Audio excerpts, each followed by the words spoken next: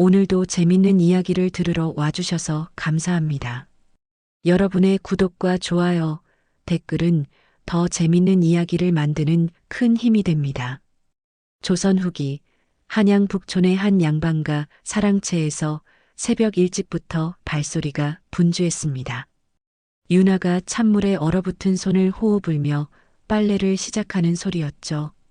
26살의 유나는 이 집에 시집 온 지 벌써 3년째 하지만 여전히 이 집에서는 평민 출신 며느리로만 여겨지고 있었습니다. 유나야, 또 게으름 피우고 있느냐? 시어머니 한씨 부인의 날카로운 목소리가 사랑채를 가로질렀습니다. 한씨 부인은 대대로 내려온 족보와 체면을 무엇보다 중시하는 분이었습니다. 평민 출신인 유나를 며느리로 맞은 것 자체가 집안의 수치라고 여기고 있었죠. 예, 어머님. 지금 막 빨래를 마저 하고 있사옵니다. 유나는 고개를 숙이며 대답했지만 마음속 깊은 곳에서는 작은 한숨이 새어나왔습니다. 매일 같이 반복되는 이 일상이 때로는 숨막힐 듯 답답했지만 그래도 참고 견뎠습니다. 무엇보다 시아버지만큼은 자신을 따뜻하게 대해주셨기 때문입니다. 아가야, 이리 와보거라. 유나가 빨래를 마치고 있을 때 안채에서 시아버지의 약한 목소리가 들렸습니다. 정기훈 어른은 올해 60을 넘기셨지만 몇 년 전부터 몸이 급격히 쇠약해지기 시작했습니다. 한때는 과거 시험에도 급제하여 관직에 몸담았던 분이셨지만 이제는 하루 종일 침상에만 누워 계셨죠. 아버님, 부르셨나요? 유나는 조심스럽게 방문을 열고 들어갔습니다. 시아버지의 야윈 얼굴을 보면 늘 가슴이 아팠습니다. 이 집에서 유일하게 자신을 진심으로 대해주시는 분이었거든요. 아가야, 내가 그림을 잘 그린다고 들었는데 사실이냐? 유나는 깜짝 놀랐습니다. 자신이 그림을 그린다는 걸 어떻게 아셨을까요? 사실 유나는 어려서부터 그림에 남다른 재주가 있었습니다. 친정에서도 동네에서 소문날 정도였죠. 하지만 시집 온 후로는 감히 그런 취미를 드러낼 엄두도 내지 못했습니다. 그런, 어려서 조금, 숨길 것 없다. 내가 밤마다 동네 사람들 초상화를 그려주며 한 양씩 받고 있다는 걸 다 알고 있다. 유나의 얼굴이 하얗게 질렸습니다. 시어머니가 알게 되면 큰일이었거든요. 아버님, 제가 잘못했습니다. 그저 아버님 약값이라도 보태려고. 정기훈 어른의 눈가에 눈물이 고였습니다. 이 착한 며느리가 자신을 위해 몰래 고생하고 있었던 것입니다. 고맙다, 아가야. 하지만 너는 더 큰 그릇이다. 내 그림 솜씨를 보니 이건 범상치 않구나. 바로 그때 대문 너머로 비틀거리는 발소리가 들렸습니다. 남편 정우가 또 술에 취해 돌아오는 소리였습니다. 29살의 정우는 한때 총명하여 집안의 기대를 한 몸에 받았지만 연달은 과거 낙방으로 크게 좌절한 후 기생집을 전전하며 방탕한 생활을 이어가고 있었습니다. 서방님, 유나가 조심스럽게 다가가자 정우는 술 냄새를 풀풀 풍기며 벽에 기댔습니다. 아, 부인. 미안하구려. 또 늦었소. 정우의 눈에는 자책감이 가득했습니다. 아내가 집안일로 고생하는 동안 자신은 현실 도피만 하고 있다는 걸 모르지 않았거든요. 하지만 연달은 실패로 상처받은 자존심을 추스르기가 쉽지 않았습니다. 괜찮습니다. 들어가서 쉬세요. 유나는 남편을 부축하며 안으로 들어갔습니다. 마음 한편으로는 답답했지만 또 한편으로는 이해했습니다. 과거 급제의 꿈이 좌절된 양반 남성의 고뇌를 말이죠. 그날 밤 집안이 조용해지자 유나는 작은 등불을 켜고 조용히 그림을 그리기 시작했습니다. 동네 김서방이 돌아가신 아버지의 초상화를 그려달라고 부탁했거든요. 유나는 붓을 들고 집중했습니다. 한 획 한 획 그어나가는 붓 끝에서 생동감 넘치는 인물이 살아났습니다. 단순히 얼굴 형태만 그리는 것이 아니라 그 사람의 인품과 성격까지 담아내는 것이 유나만의 특별한 재주였습니다. 참 신기해. 유나 스스로도 때때로 자신의 손끝에서 나오는 그림이 신기했습니다. 마치 붓끝에 생명력이 깃들어 있는 것만 같았거든요. 초상화 한 점을 완성하면 보통 한 양을 받았습니다. 그 돈으로 시아버지의 약을 사거나 집안 살림에 보탤 수 있었죠. 하지만 가끔씩, 아주 가끔씩은 자신이 그리고 싶은 그림을 그렸습니다. 산과 강, 구름과 새들이 어우러진 산수화를 말이죠. 어느 봄날, 유나는 동대문 밖 장터에 나갔습니다. 시아버지 약재를 사러 가는 길이었죠. 그런데 바구니에서 그림 한 점이 바람에 날려 떨어지고 말았습니다. 며칠 전에 완성한 산수화였는데 혹시나 해서 가지고 나왔던 것입니다. 아이고, 유나가 황급히 그림을 주우려 할 때 한 노인이 먼저 그림을 집어들었습니다. 60대쯤 되어 보이는 그 노인은 그림을 자세히 들여다보더니 눈이 휘둥그레졌습니다. 이것은 그 노인이 바로 한양에서 소문난 그림 상인 노화상이었습니다. 30년 넘게 그림을 사고 팔며 진짜 명작과 가짜를 구별하는 안목을 기른 사람이었죠. 부인, 이 그림이 어디서 난 것이오? 아, 그것은 유나는 당황했습니다. 자신이 그렸다고 말하기가 쑥스러웠거든요. 혹시 부인께서 직접 그리신 것이오? 노화상의 눈빛이 예리해졌습니다. 오랜 경험으로 진짜를 알아보는 직감이 발동한 것입니다. 예, 그렇습니다. 이 필치는 이건 당대 최고 화원보다도 뛰어나오. 부인, 이것은 천재의 손끝에서 나온 것이오. 노화상은 흥분을 감추지 못했습니다. 특히 윤화의 산수화는 단순히 기법이 뛰어난 것을 넘어서서 자연의 기운을 담아낸 영성이 느껴졌습니다. 며칠 후 윤화가 그림을 판 돈으로 시아버지께 좋은 약재를 사다 드렸을 때였습니다. 얘야, 이리 나와라.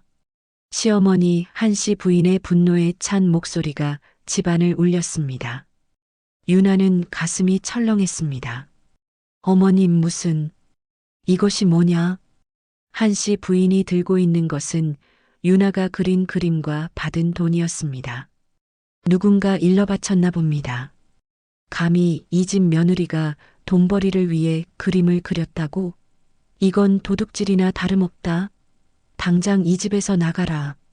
한씨 부인은 분개했습니다. 며느리가 돈을 벌다니 그것도 그림 따위를 그려서 양반과 체면이 말이 아니었습니다. 어머님 제발. 윤화는 무릎을 꿇고 빌었습니다. 시아버지의 약값을 위해서였다고 말씀드리고 싶었지만 그러면 시아버지만 서운해하실 뿐이었습니다. 아무 변명 말고 당장 짐을 싸서 나가거라. 바로 그때 대문을 두드리는 소리가 들렸습니다. 실례합니다. 윤화 부인 계시옵니까? 문을 열어보니 며칠 전 만났던 노화상이 서 있었습니다. 그의 손에는 정중하게 포장된 무언가가 들려 있었습니다. 누구시오? 한씨 부인이 경계심을 드러내며 물었습니다. 소인은 한양에서 서화를 거래하는 노화상이라고 합니다. 윤화 부인의 그림을 사러 왔습니다. 뭐라고? 그림을 사러? 예, 부인의 그림 솜씨는 정말 범상치 않습니다. 이런 실력이라면 도와서 화원들도 감탄할 것입니다. 노화상은 정중하게 윤화의 그림 실력에 대해 설명했습니다. 특히 인물화의 생동감과 산수화의 기운 생동이 얼마나 뛰어난지 이런 그림이라면 한 점에 최소 10량은 받을 수 있다고 말했습니다. 한씨 부인의 표정이 서서히 변했습니다. 10량이라면 보통 사람의 한 달 생활비였습니다. 정말 그 정도 값어치가 있다는 말이오? 그렇습니다. 더 나아가 이 부인의 실력이라면 궁중이나 사대부가에서도 충분히 인정받을 것입니다. 유나는 꿈을 꾸는 것만 같았습니다. 자신의 그림이 그렇게 인정받을 줄은 생각도 못했거든요. 그날 이후 집안 분위기가 조금씩 달라지기 시작했습니다. 시어머니는 여전히 마뜩잖아했지만 적어도 유나를 내쫓으려 하지는 않았습니다. 그리고 무엇보다 남편 정우가 조금씩 변화를 보이기 시작했습니다. 부인, 미안하오.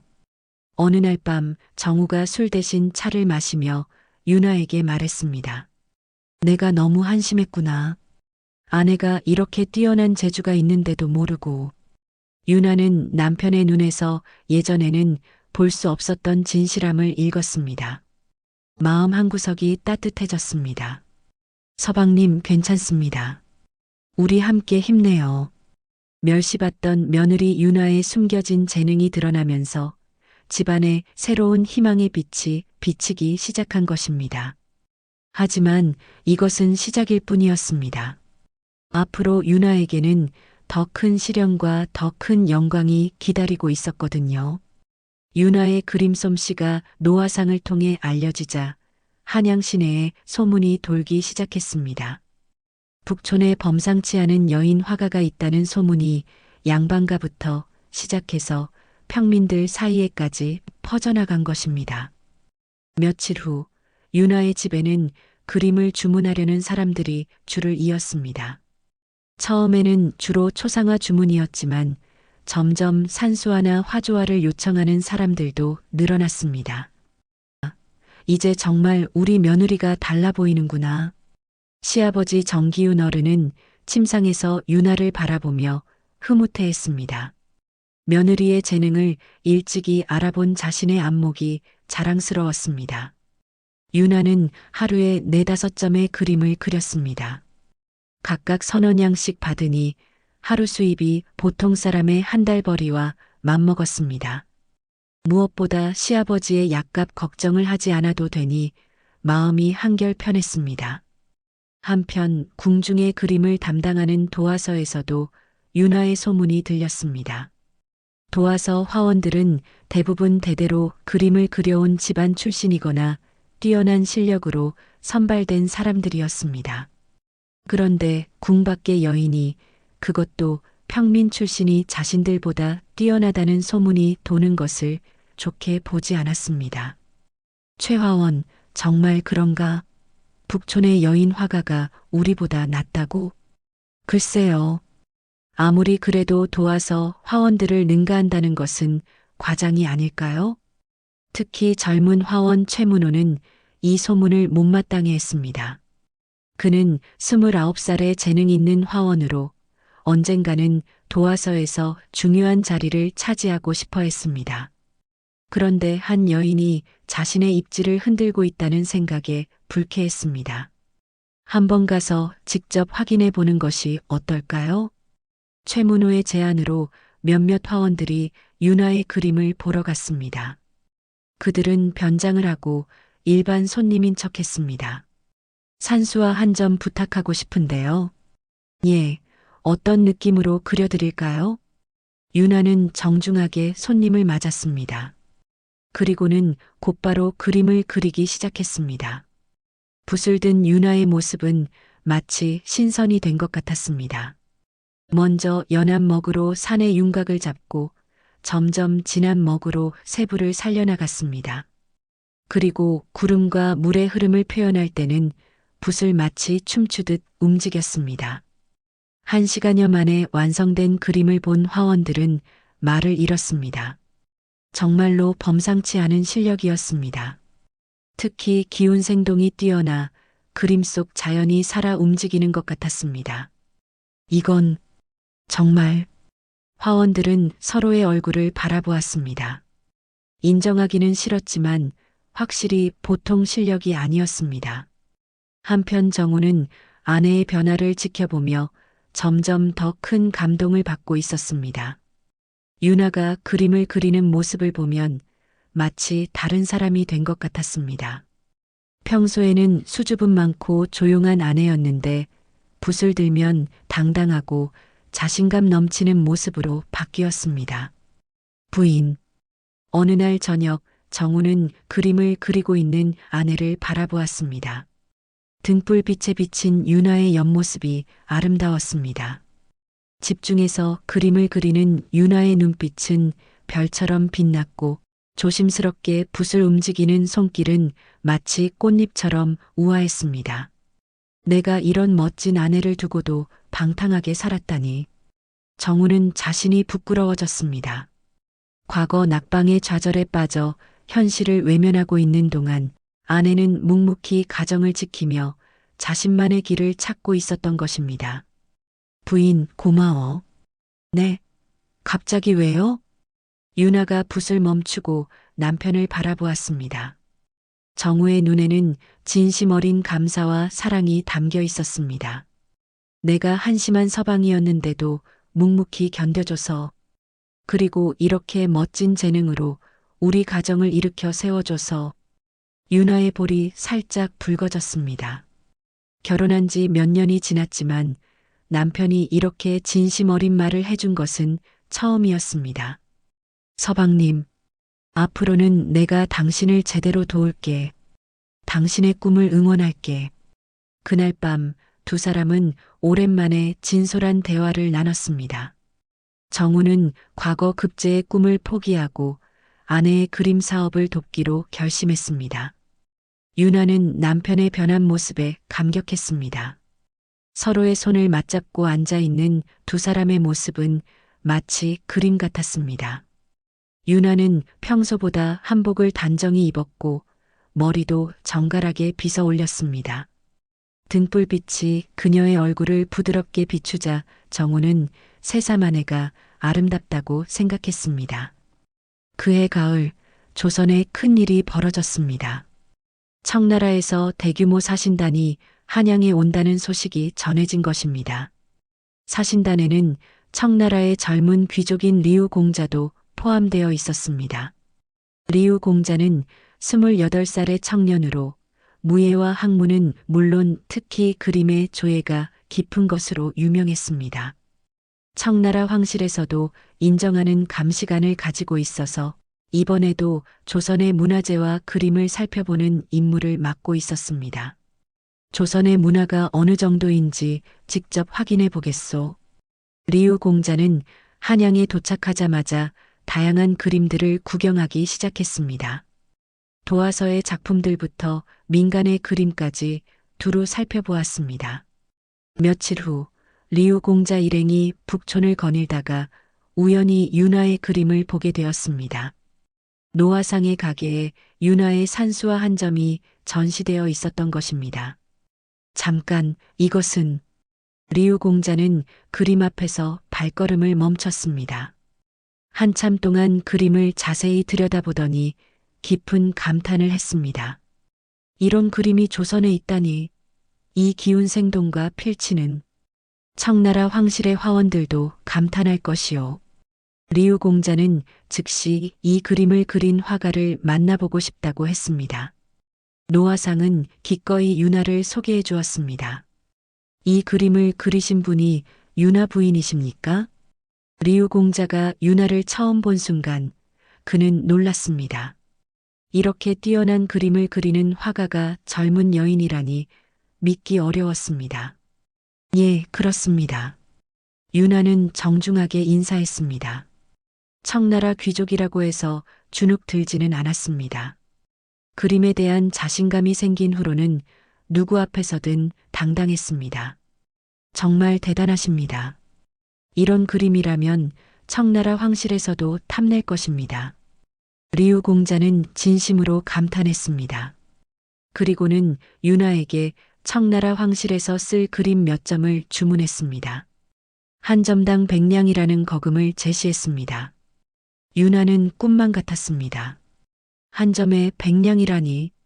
이제 정말로 가정의 경제적 걱정은 완전히 해결될 것 같았습니다.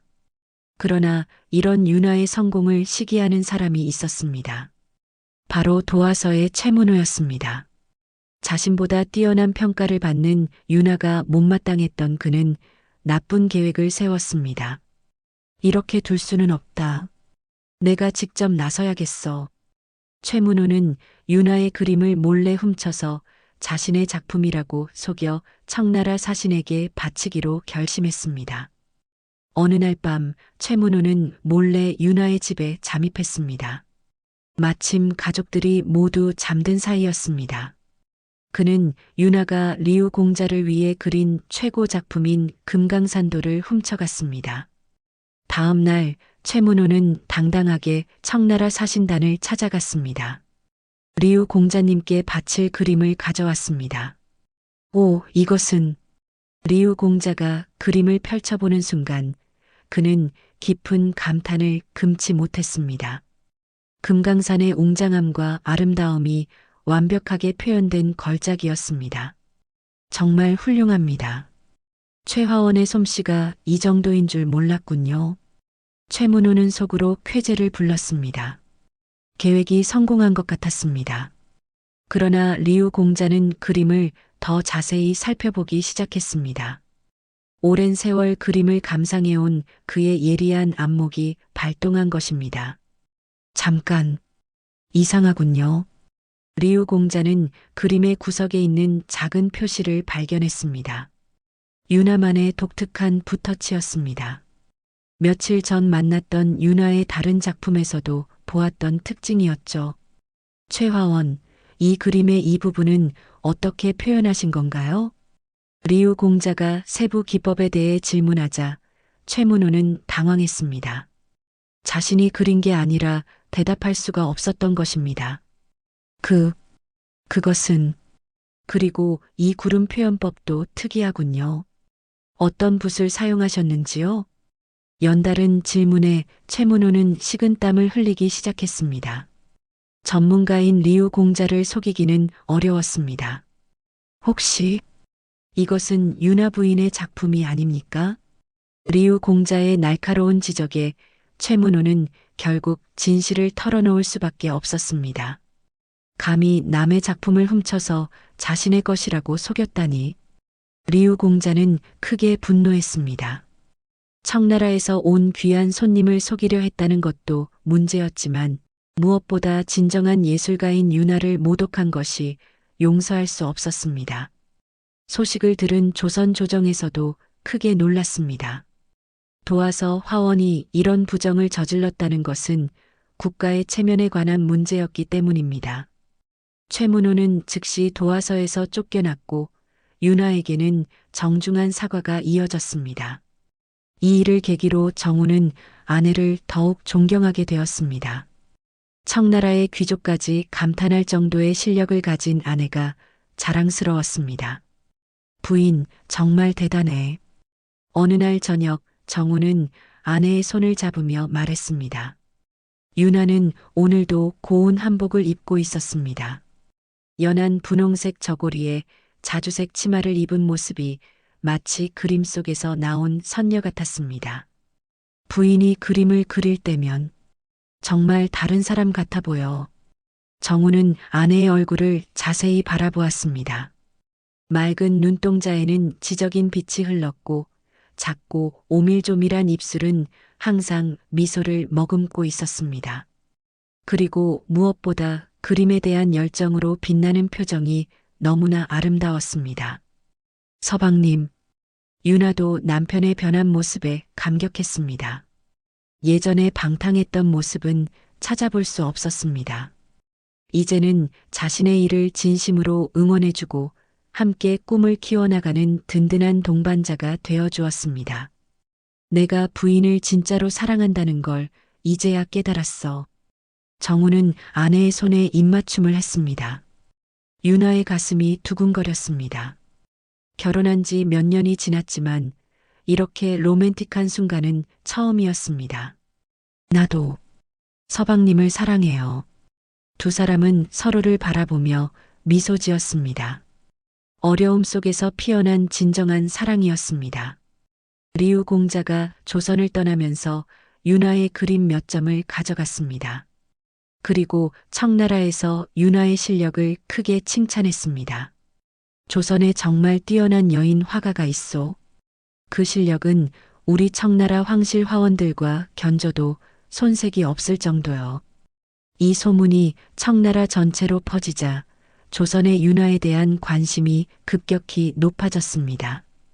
한편 조선 내에서도 윤화의 명성은 날로 높아졌습니다.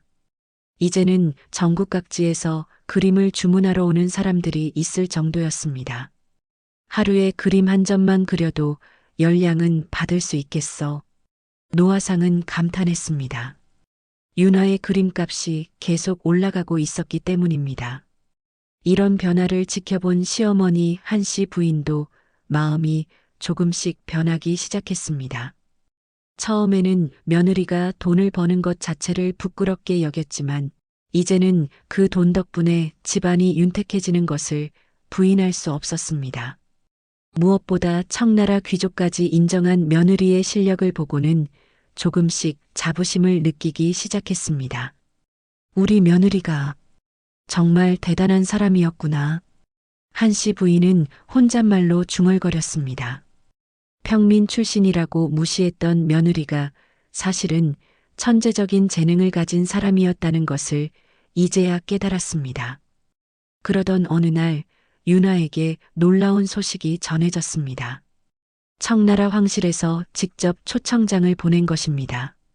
윤화 부인의 그림 솜씨를 황실에서도 보고 싶어 한다는군요.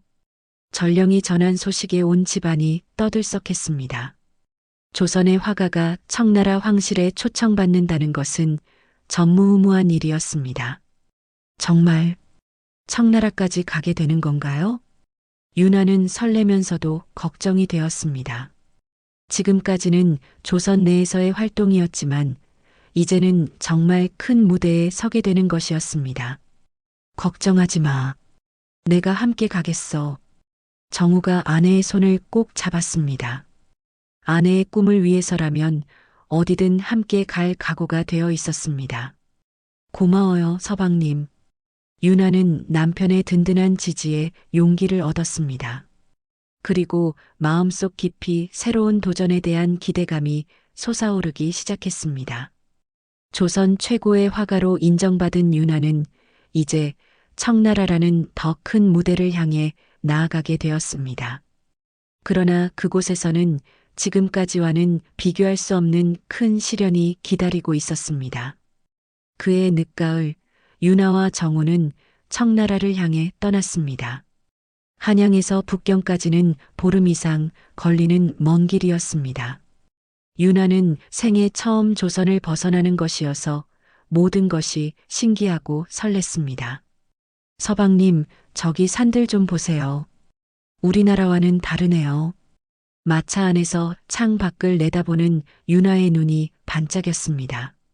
화가의 눈으로 보는 이국 땅의 풍경은 모든 것이 그림의 소재가 되었습니다. 부인은 정말 어디서든 그림 생각부터 하는군요. 정우는 아내의 모습이 사랑스러웠습니다. 며칠 전부터 여행을 위해 새로 지은 진한 남색 한복을 입은 윤화는 그 어느 때보다 아름다워 보였습니다. 길고 험한 여행 끝에 드디어 북경에 도착했습니다. 청나라의 수도 북경은 한양보다 훨씬 크고 웅장했습니다. 거대한 성벽과 화려한 건물들, 그리고 거리를 가득 메운 사람들을 보며 윤화는 감탄을 금치 못했습니다. 며칠 후 드디어 황실로 들어가는 날이 왔습니다. 윤화는 가장 좋은 옷으로 단장했습니다. 연한 하늘색 저고리에 진주색 치마, 그리고 머리에는 작은 비녀를 꽂았습니다. 소박하지만 품격 있는 모습이었습니다. 긴장되시겠군요. 정우가 걱정스럽게 말했습니다. 괜찮아요. 그림으로 이야기하면 되니까요. 윤화는 미소를 지었습니다. 처음에는 긴장됐지만 이제는 오히려 자신감이 생겼습니다. 황궁에 들어서자 웅장함에 다시 한번 놀랐습니다. 조선의 궁궐도 아름답지만 청나라 황궁은 규모와 화려함에서 차원이 달랐습니다. 조선에서 온 화가 윤화를 소왕비 마마께서 접견하시겠다고 하십니다. 소왕비는 황제의 후궁 중에서도 특별히 예술을 사랑하는 분으로 유명했습니다. 특히 그림의 조예가 깊어서 황실의 모든 그림 관련 일을 담당하고 있었습니다. 어머, 이분이 그 유명한 조선의 여인 화가로군요. 소왕비는 30대 중반의 우아한 여성이었습니다. 화려한 청나라 복장을 입고 있었지만 그보다는 지적이고 품격 있는 분위기가 더 인상적이었습니다. 예, 소왕비 마마. 부르심을 받들어 먼 길을 왔습니다. 유나가 정중하게 인사하자 소왕비는 만족스럽게 고개를 끄덕였습니다. 리우 공자로부터 당신의 그림 실력에 대해 많이 들었어요. 정말 우리 청나라 화원들만큼 뛰어나다고 하던데 직접 보고 싶었어요.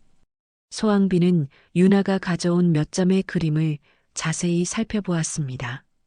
특히 금강산을 그린 산수화 앞에서는 한참 동안 멈춰 서 있었습니다. 정말 놀랍군요. 이 기운생동은 우리 궁중 화원들도 쉽게 따라 할 수 없을 것 같아요. 소왕비의 칭찬에 유나는 기뻤습니다. 하지만 동시에 약간의 불안감도 느꼈습니다. 너무 높이 평가받으면 나중에 더 큰 기대와 압박을 받을 것 같았기 때문입니다. 그런데 며칠 후 뜻밖의 소식이 전해졌습니다. 유나보다 먼저 청나라에 와서 활동하고 있던 조선인 화가가 있다는 것이었습니다. 그의 이름은 설증이었습니다. 설증은 몇 년 전부터 청나라에 와서 그림을 팔며 살고 있던 사람이었습니다. 그런데 최근에 그가 유나의 그림을 모방한 작품들을 만들어 황실에 바치고 있다는 소문이 돌았습니다. 뭐라고? 내 그림을 모방했다고요?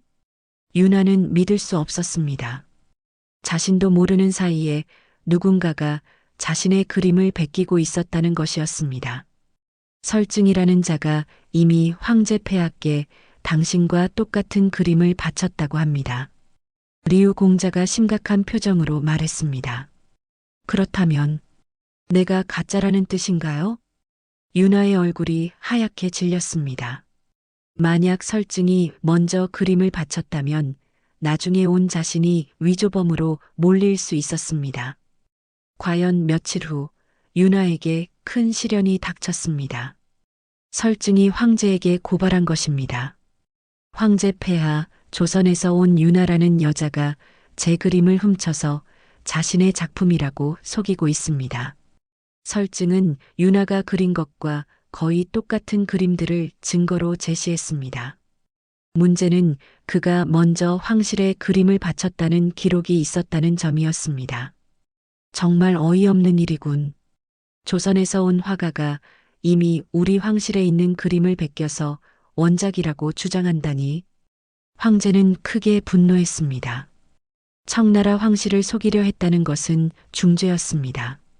이런 사기꾼은 엄벌에 처해야 한다. 결국 유나는 옥에 갇히게 되었습니다. 그림 위조와 황실 기만죄였습니다.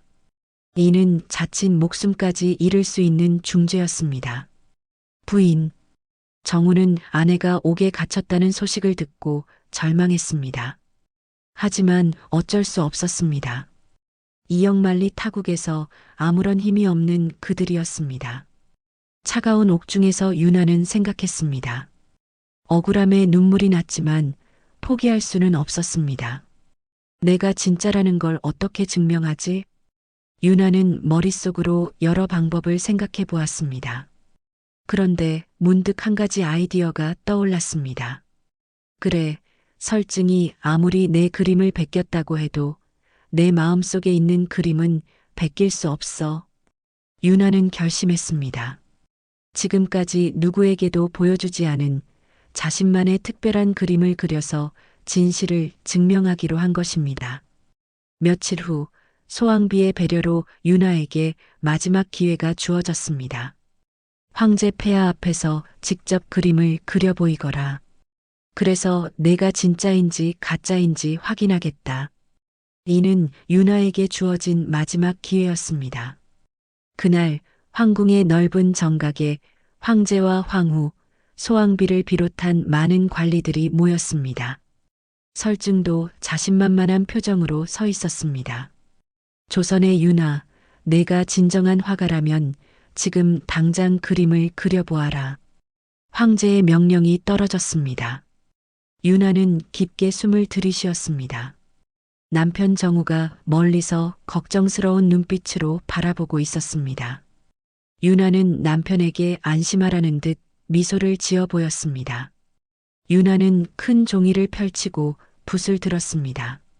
그리고는 지금까지의 모든 경험과 감정을 담아 그림을 그리기 시작했습니다. 첫 번째로 그린 것은 조선의 산이었습니다. 하지만 단순한 산이 아니라 고향에 대한 그리움과 사랑이 담긴 산이었습니다. 두 번째로는 청나라의 웅장한 자연을 그렸습니다. 이 먼 이국 땅에서 느낀 감동과 경외감을 표현했습니다. 그리고 마지막으로는 하늘을 그렸습니다. 조선과 청나라를 모두 품고 있는 큰 하늘을 말이죠. 붓을 움직이는 윤화의 모습은 마치 춤추는 것 같았습니다. 때로는 세밀하게, 때로는 거칠게, 감정에 따라 붓터치가 달라졌습니다. 몇 시간 후 놀라운 작품이 완성되었습니다. 천지조화도라고 부를 만한 대작이었습니다. 그림을 본 모든 사람들이 숨을 죽였습니다. 너무나 웅장하고 아름다운 그림이었기 때문입니다. 이건 정말 황제도 말을 잇지 못했습니다. 이런 수준의 그림은 청나라 최고의 화원들도 쉽게 그릴 수 없는 것이었습니다. 특히 그림에서 느껴지는 진정성과 깊이는 누구도 흉내낼 수 없는 것이었습니다. 조선에 대한 그리움, 청나라에서 느낀 감동, 그리고 예술가로서의 순수한 열정이 모두 담겨 있었습니다. 설증, 내가 이런 그림을 그릴 수 있느냐? 황제가 설증에게 물었습니다. 설증은 대답할 수 없었습니다. 아무리 기교가 뛰어나도 이런 혼이 담긴 그림은 베낄 수 없었기 때문입니다. 황제 폐하 분명해졌습니다. 진짜 화가는 윤화입니다. 소왕비가 확신에 찬 목소리로 말했습니다. 윤화, 내가 진짜였구나. 설증은 당장 처벌하고 내게는 큰 상을 내리겠다. 황제는 윤화의 무죄를 선언했습니다. 그리고는 더 큰 놀라운 발표를 했습니다. 앞으로 내 그림 한 점은 천냥에 사겠다. 그리고 청나라 황실의 전속 화가로 모시겠다. 천냥, 보통 사람이 평생 모아도 어려운 큰돈이었습니다. 이제 윤화는 정말로 하루에 천냥을 버는 화가가 된 것입니다. 감사합니다, 황제 폐하. 윤화는 감격의 눈물을 흘리며 절을 했습니다. 옥에서 풀려난 윤화를 본 정우는 눈물을 터뜨렸습니다. 부인, 정말 고생했어. 서방님 고마워요. 서방님이 믿어주지 않았다면 포기했을 거예요. 두 사람은 서로를 꽉 안았습니다. 생사의 기로에서 더욱 깊어진 사랑이었습니다. 그날 밤 두 사람은 오랜만에 진솔한 대화를 나눴습니다. 부인이 그림을 그릴 때의 모습을 보면 정말 아름다워요. 정우는 아내의 손을 잡으며 말했습니다. 옅은 달빛이 비치는 창가에서 마주 앉은 두 사람의 모습은 한 폭의 그림 같았습니다. 윤화는 오늘 새로 갈아입은 연분홍 한복이 달빛에 더욱 곱게 보였습니다. 고운 얼굴에는 이제 자신감과 여유가 깃들어 있었습니다. 저도 서방님을 진짜로 사랑한다는 걸 이제 확실히 알겠어요. 나도야. 이제 정말 서로를 이해하게 된 것 같아. 두 사람은 서로의 눈을 바라보며 웃었습니다. 어려움을 함께 극복하면서 더욱 깊고 성숙한 사랑을 갖게 된 것입니다. 몇 달 후 윤화와 정우는 조선으로 돌아왔습니다. 청나라에서 큰 성공을 거둔 소식이 이미 한양 전체에 퍼진 상태였습니다. 우리 며느리가 돌아왔구나. 시아버지 정기훈 어른은 며느리를 보자마자 기뻐했습니다. 청나라 황실에서 인정받은 며느리가 자랑스러웠습니다. 가장 큰 변화는 시어머니 한씨 부인이었습니다. 유나를 보자마자 눈물을 흘리며 사과했습니다. 아가야, 내가 정말 잘못했구나. 이런 훌륭한 며느리를 두고도 평민 출신이라고 무시했다니. 한씨 부인은 진심으로 후회했습니다. 며느리가 청나라 황실에서까지 인정받는 대화가가 될 줄은 꿈에도 몰랐습니다. 어머님, 괜찮습니다. 이제는 다 지난 일이에요. 유나는 시어머니를 따뜻하게 감싸 안았습니다. 원망보다는 이해와 용서의 마음이 컸습니다. 조선으로 돌아온 후 유나의 삶은 완전히 달라졌습니다. 이제는 전국 각지에서 그림을 주문하는 사람들이 줄을 이었습니다. 특히 청나라 황실에서 인정받았다는 소문이 퍼지면서 그림값도 크게 올랐습니다. 하루에 한 점씩만 그려도 충분히 넉넉한 생활을 할 수 있었습니다. 정말로 하루에 1,000냥을 버는 화가가 된 것입니다. 유나야, 이제 우리 집안도 완전히 달라졌구나. 정우는 감격했습니다. 아내 덕분에 집안이 부유해졌을 뿐만 아니라 사회적으로도 존경받는 가문이 되었습니다. 시아버지의 건강도 좋은 약 덕분에 많이 회복되었습니다. 이제는 침상에서만 지내는 것이 아니라 마당을 거닐 수도 있게 되었습니다. 유나는 자신의 기술을 혼자만 간직하지 않았습니다. 재능 있는 젊은이들을 제자로 받아들여 그림을 가르치기 시작했습니다. 선생님, 이 부분은 어떻게 표현해야 하나요? 그림은 기교만으로는 안 된다. 마음을 담아야 한다. 내가 그리고자 하는 대상을 진심으로 사랑해야 좋은 그림이 나온다. 유나는 제자들에게 단순한 기법만이 아니라 예술가로서의 마음가짐을 가르쳤습니다. 한편 정우와 유나의 사랑은 날이 갈수록 깊어졌습니다. 어려움을 함께 극복하면서 서로에 대한 믿음과 애정이 더욱 단단해진 것입니다. 서방님 덕분에 내가 이렇게 행복할 수 있어요. 어느 봄날 저녁 정원에서 꽃구경을 하며 유나가 말했습니다. 연한 노란색 저고리에 연두색 치마를 입은 유나는 봄꽃처럼 아름다웠습니다. 나야말로 부인 덕분이지. 부인이 없었다면 여전히 방탕한 생활을 하고 있었을 거야. 정우는 아내의 어깨에 손을 올리며 말했습니다. 두 사람은 서로를 바라보며 미소 지었습니다. 서방님 사랑해요. 나도 사랑해. 해가 지는 정원에서 마주 앉은 두 사람의 모습은 완벽한 행복 그 자체였습니다. 유나는 이제 새로운 꿈을 꾸기 시작했습니다. 단순히 돈을 많이 버는 화가가 아니라 조선의 문화를 세계에 알리는 문화외교관 역할을 하고 싶었습니다. 청나라뿐만 아니라 일본이나 다른 나라에도 우리 조선의 아름다운 문화를 알리고 싶어요. 유나의 새로운 비전을 들은 정우는 적극적으로 지지했습니다. 좋은 생각이야. 내가 당신을 도울게. 정우는 이제 아내의 사업을 전담으로 관리하며 조력자 역할을 하고 있었습니다. 과거 시험에 대한 집착을 버리고 아내의 꿈을 함께 키워나가는 것이 더 의미 있다고 생각했습니다. 집안 분위기도 완전히 달라졌습니다. 시어머니 한씨 부인은 이제 유나를 진심으로 자랑스럽게 여겼습니다. 우리 며느리는 정말 대단해. 청나라 황제도 인정한 화가라니까. 동네 부인들에게 며느리 자랑을 늘어놓는 한씨 부인의 모습은 예전과는 완전히 달랐습니다. 시아버지도 건강이 많이 회복되어 유나의 그림 작업을 지켜보며 조언해주곤 했습니다. 아가야, 이 그림에서는 구름 표현이 특히 좋구나. 정말 살아 움직이는 것 같아. 감사합니다, 아버님. 아버님이 늘 격려해 주셔서 더 열심히 할 수 있었어요. 온 가족이 유나를 중심으로 화목하게 지내게 되었습니다. 유나의 성공은 개인적인 성취를 넘어서 사회적으로도 큰 의미가 있었습니다. 조선 사회에서 여성이 전문적인 직업을 갖고 성공한다는 것은 매우 드문 일이었기 때문입니다. 유나의 성공을 본 다른 여성들도 용기를 얻기 시작했습니다. 그림뿐만 아니라 다양한 분야에서 재능 있는 여성들이 자신의 능력을 발휘하려고 노력하게 되었습니다. 유나 선생님처럼 우리도 할 수 있을 거예요. 젊은 여성들이 유나를 찾아와 조언을 구하곤 했습니다.